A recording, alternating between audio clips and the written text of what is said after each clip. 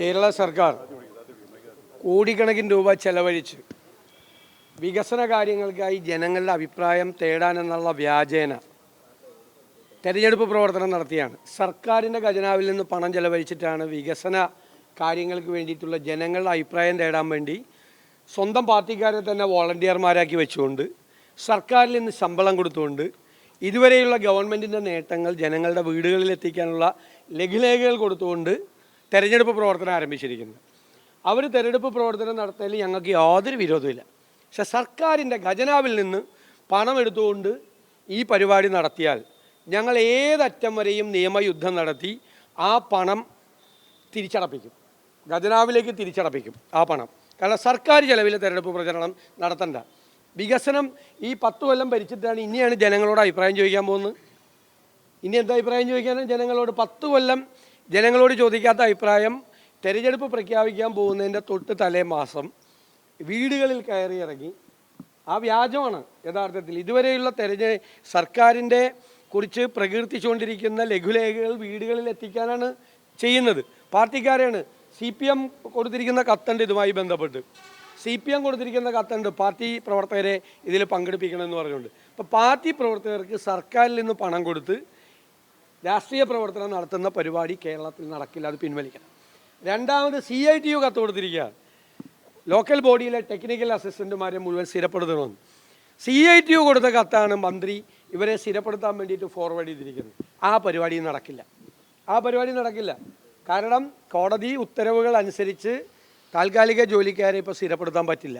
ഒരുപാട് താൽക്കാലിക ജോലിക്കാർ കേരളത്തിലെ വിവിധ ഡിപ്പാർട്ട്മെൻറ്റുകളിലുണ്ട്, അവരെയൊക്കെ സ്ഥിരപ്പെടുത്തണം. പക്ഷേ ഇപ്പോൾ CITUവിൻ്റെ അപേക്ഷ പരിഗണിച്ചിട്ട് ഇവരെ സ്ഥിരപ്പെടുത്താൻ വേണ്ടിയുള്ള മൂവ്, അതും തെരഞ്ഞെടുപ്പിന് മുമ്പുള്ള രാഷ്ട്രീയ പ്രേരിതമായ കാര്യമാണ്. പാർട്ടിക്കാരെ കോടികൾ കൊടുത്ത് സഹായിക്കാൻ, ഖജനാവിൽ നിന്ന് പണമെടുത്ത് സഹായിക്കാൻ. ഇത്തരം പരിപാടികളിൽ നിന്ന് ഗവൺമെൻറ് പിന്മാറണം. ഇനി ഞാൻ വിനയപൂർവ്വം ബഹുമാനപ്പെട്ട മുഖ്യമന്ത്രിയോട് അഭ്യർത്ഥിക്കുകയാണ്. ഇല്ലെങ്കിൽ നിയമപരമായും രാഷ്ട്രീയമായും ഞങ്ങൾ നേരിടും. സർക്കാരിൽ നിന്ന് പണം എടുത്താൽ ആ പണം ഞങ്ങൾ പാർട്ടിക്കാരെ കൊണ്ട് തിരിച്ചടപ്പിക്കും.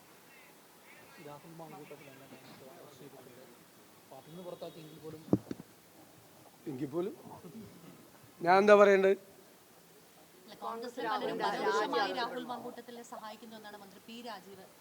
അതിനൊന്നും ഞാൻ മറുപടി പറയാനില്ല. ഞങ്ങൾ എടുത്തതുപോലെ ഒരു നടപടി ആരെടുത്തിട്ടുണ്ട്? ആദ്യം ഒരു പരാതി പോലും കിട്ടുന്നതിന് മുമ്പ് സസ്പെൻഡ് ചെയ്തു. പിന്നീട് KPCC പ്രസിഡന്റ് പരാതി കിട്ടിയപ്പോൾ പാർട്ടിയിൽ നിന്ന് പുറത്താക്കി. മന്ത്രി രാജീവിനോട് പോയി സ്വന്തം പാർട്ടിയിൽ എത്ര പേരുണ്ടെന്നൊന്ന് അന്വേഷിക്കാൻ പറഞ്ഞു. അത് ഞങ്ങൾക്ക് ആവശ്യപ്പെടാനുള്ള അധികാരം ഞങ്ങൾക്കില്ലല്ലോ. ഞങ്ങളുടെ പാർട്ടിയിലല്ലല്ലോ അദ്ദേഹം, പുറത്തല്ലേ. ഞങ്ങളെങ്ങനെയാണ് ആവശ്യപ്പെടുന്നത്? ഞങ്ങൾക്ക് ആവശ്യപ്പെടാനുള്ള അധികാരം ഞങ്ങൾക്കില്ല. ഞങ്ങളുടെ പാർട്ടിയിൽ നിന്ന് പുറത്താണ് നിൽക്കുന്നത്.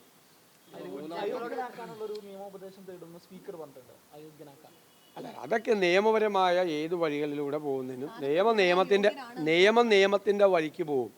ഈ കാര്യത്തിലൊക്കെ എൻ്റെ നിലപാട് കേരളത്തിലെ ഓരോ കുഞ്ഞുങ്ങൾക്കും അറിയാമല്ലോ. പിന്നെ നിങ്ങൾ എന്തിനാ എന്നോട് ചോദിക്കുന്നത്? നിങ്ങൾക്കറിയാമല്ല ഇതിൻ്റെ പേരിൽ എന്തുമാത്രം വ്യക്തിപരമായി വേട്ടയാടപ്പെട്ട ഒരാളാണ് ഞാൻ. അപ്പോഴൊന്നും കുലുങ്ങിയില്ലല്ലോ. ഞാൻ നിങ്ങളോട് പറഞ്ഞല്ലോ എൻ്റെ നിലപാട്. എന്തിനാണ് നിങ്ങൾ ചോദിക്കുന്നത്? എൻ്റെ നിലപാട് കേരളത്തിലെ കുഞ്ഞുങ്ങളോട് ചോദിച്ചാൽ ഇക്കാര്യത്തിലുള്ള എൻ്റെ നിലപാട് പറയും. ഇപ്പം ഞാൻ വേറെ നോ കമൻസ്. ഞാൻ ഇനി ഒന്നും പറയാനില്ല. ചെയ്യാനാണ് ഈ കാര്യത്തിൽ ഉണ്ടായിരുന്നത്. അത് നേരത്തെ തന്നെ ചെയ്തു. എൻ്റെ പാർട്ടി ചെയ്തു, ഞാനല്ല. എൻ്റെ പാർട്ടി ചെയ്തു. ഞങ്ങൾ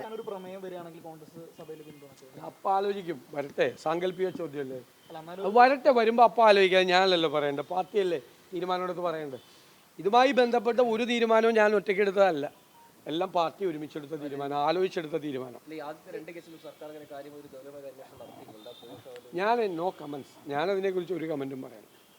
ഈ കൊച്ചി മേയർ കഴിഞ്ഞ ദിവസം നടത്തിയ ഒരു പരാമർശം ലത്തീൻ സഭയുടെ ഉറച്ച നിലപാട് കൊണ്ടാണ് എനിക്ക് മേയർ സ്ഥാനം കിട്ടിയതെന്ന്, അതൊരു ഉചിതമായി? ഒന്നാമത്തെ അല്ല, അത് യഥാർത്ഥത്തിൽ ഈ ഞങ്ങളെല്ലാം ലീഡർഷിപ്പിലിരിക്കുന്നത് എന്നോടോ DCC പ്രസിഡന്റിനോടോ എറണാകുളം ജില്ലയിലെ മുതിർന്ന നേതാക്കന്മാരോടോ ഒരു സഭയും ആവശ്യപ്പെട്ടിട്ടില്ല ഒരാളെ മേയറാകാൻ പറഞ്ഞിട്ട്. ഒരു സഭയും ആവശ്യപ്പെട്ടിട്ടില്ല.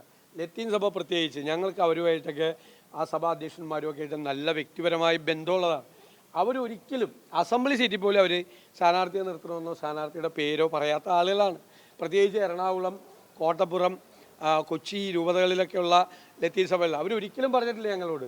മാത്രമല്ല അവർ ഈ സമുദായ അംഗമല്ലല്ലോ, പിന്നെ എന്താ ഈ വിവാദം? അവരാ സമുദായത്തിലെ അംഗമല്ല, പിന്നെ എന്തിനാണ് വിവാദം? അത് നമ്മൾ ചെന്നിട്ടിപ്പോൾ ഞാൻ ലത്തീൻ സഭയുടെ നിങ്ങൾ ഞങ്ങൾക്ക് നൽകുന്ന പിന്തുണയിൽ പൂർണ്ണമായ സന്തോഷമുണ്ട്. ഇപ്പം നമ്മൾ ഒരു ഇലക്ഷൻ ജയിച്ചിട്ട് ചെല്ലുമ്പോൾ പറയണം, അത് ഇന്നത്തെ ഒരു പ്രത്യേക സാഹചര്യത്തിൽ അത് വേറെ രീതിയിൽ തെറ്റിദ്ധരിക്കപ്പെട്ടാണെന്നല്ലേ. അല്ലെങ്കിൽ അവിടെ ചെല്ലുമ്പോൾ നിങ്ങളൊക്കെ നൽകിയ ഇതിന് പൂർണ്ണമായ സന്തോഷമുണ്ടെന്ന് എല്ലാ സമുദായങ്ങളിലും പോവും. അവർ പറഞ്ഞപ്പോൾ അത് വൈകാരികമായി പറഞ്ഞതാണ്. ആ സഭയുടെ ഭാഗത്ത് നിന്നും ഞങ്ങളോടല്ലേ പറയേണ്ടത്.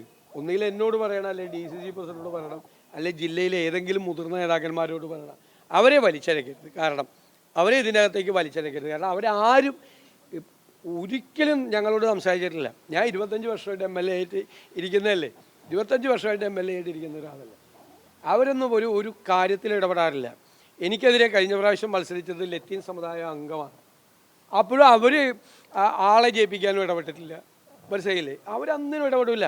അവരങ്ങനെ അവരുടെ വിഷയങ്ങൾ എന്തെങ്കിലും അവരൊക്കെ ഈ തീരപ്രദേശത്തെ വിഷയങ്ങൾ, ഇപ്പം മുനമ്പത്തെ വിഷയങ്ങൾ, പള്ളുരുത്തിലെ അല്ലാതെയൊന്നും അവരൊന്നും ഇല്ല. അവരൊന്നും അങ്ങനെ വന്ന് സംസാരിക്കില്ലെന്നേ. അങ്ങനെയൊന്നും അവർ വന്ന് സംസാരിക്കുന്നവരല്ല. അവർ സംസാരിക്കുന്ന ആളുകളല്ല. അങ്ങനെ മാത്രമല്ല, അങ്ങനെ സമുദായങ്ങളല്ലല്ലോ പറയുന്നത്. പിതാക്കന്മാർ സംസാരിച്ചു മേയർ തന്നെയാണ് പ്രസംഗത്തിൽ പറഞ്ഞത്. പിതാക്കന്മാർ തനിക്ക് വേണ്ടി സംസാരിച്ചു മേയർ തന്നെയാണ് പ്രസംഗത്തിൽ പറഞ്ഞത്. എനിക്കറിയില്ല, ഞങ്ങളോട് പറഞ്ഞിട്ടില്ല. എന്തായാലും കൊച്ചിയുടെ ഭരണം ഇതുമായിട്ട് എന്ത് ബന്ധമുള്ളൂ? വേണമെങ്കിൽ ഒരു വിവാദം കൂടെ ഉണ്ടാക്കി, വേറെ ഒന്നുമില്ലെങ്കിൽ ഇത് എടുക്കാം. ഇപ്പം ഇന്ന് വേറെയൊക്കെ വന്നേക്കുന്നതുകൊണ്ട് അതങ്ങ് പോയി. ഇല്ലെങ്കിൽ ഇന്നിപ്പോൾ വേറെ വാർത്തയൊന്നും വന്നില്ലെങ്കിൽ ഇന്നങ്ങ് ചെയ്യാം.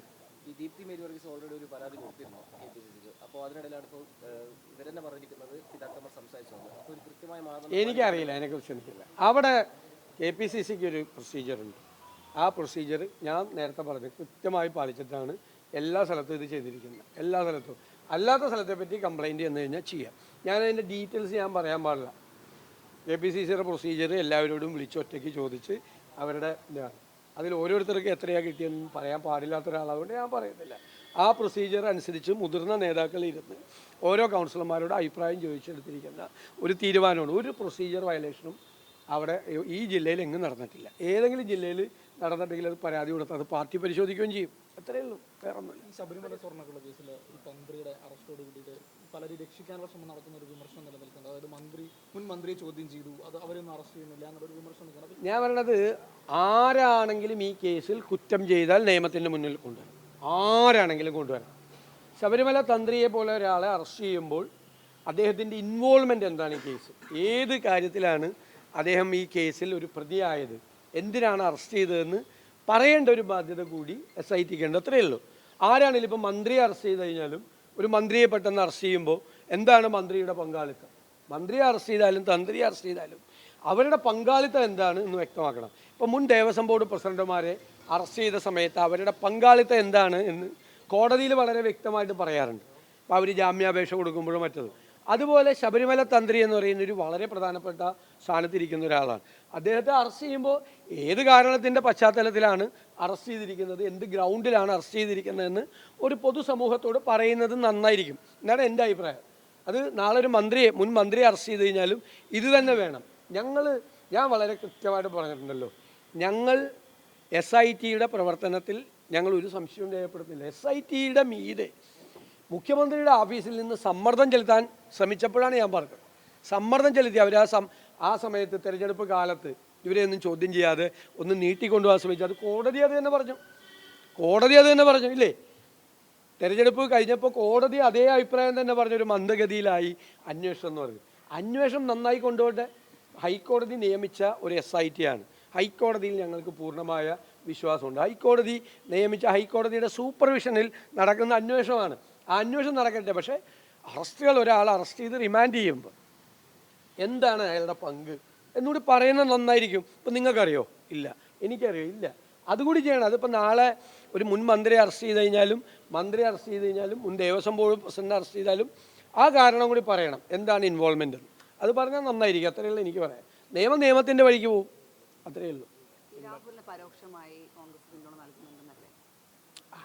ഞാൻ ഇനി ഇത്ര നേരം പറഞ്ഞിട്ട് പിന്നെ ചോദിക്കും. എൻ്റെ ഒന്നും കിട്ടിയില്ല. അതാണ് എൻ്റെ ലീഡ് കൊടുക്കാൻ വേണ്ടിയിട്ട് എൻ്റെ ഒന്നും കിട്ടില്ല. കാരണം എന്ന് വെച്ച് കഴിഞ്ഞാൽ ഞാൻ വേറെ പ്രത്യേകിച്ച് ഒന്നും പറയേണ്ട ആവശ്യമില്ലെന്ന് നിങ്ങൾക്കല്ലേ ഏറ്റവും നന്നായിട്ട് അറിയാം.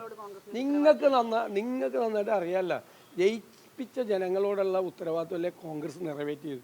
ഇന്ത്യയിൽ ഏതെങ്കിലും രാഷ്ട്രീയ പാർട്ടി ഇതുപോലെ നിലപാടെടുത്തിട്ടുണ്ടോ? അത് നിങ്ങളെന്താ പറയാത്ത? അതല്ലേ പറയണ്ട.